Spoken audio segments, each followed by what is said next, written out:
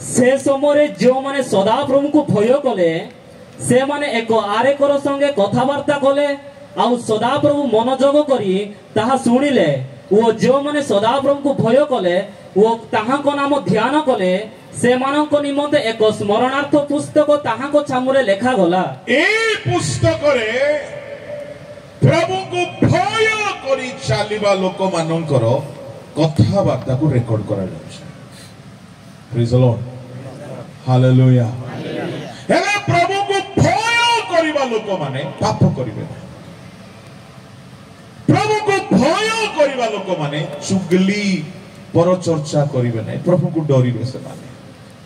एणु प्रभु को भय करिबा लोक माने जेते बेले परस्पर मिलित हेबे से मानकर कथा परमेश्वर गोटे पुस्तक रे लेखिकी रखिबे, जेहेतु से माने निजर कथा वार्ता रे कोनोसी अपराध करि नाहंती, काहेकि से मानकर कथा रे अन्यर पाप को मध्य से माने गुड़ाई देइथिबे। प्रेम बहुल पाप अच्छा करे,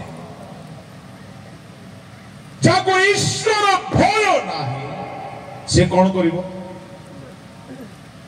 से निजर पास्टर विरोध रे भी कथा, से निजर बिशप आज्ञा को विरोध रे भी कथा, से बड़ बड़ सेवक मान को विरोध रे भी कथा। भय नहीं, भय नहीं। मो बाइबल रे आपण को कहिबी, बाइबल रु कहिबी,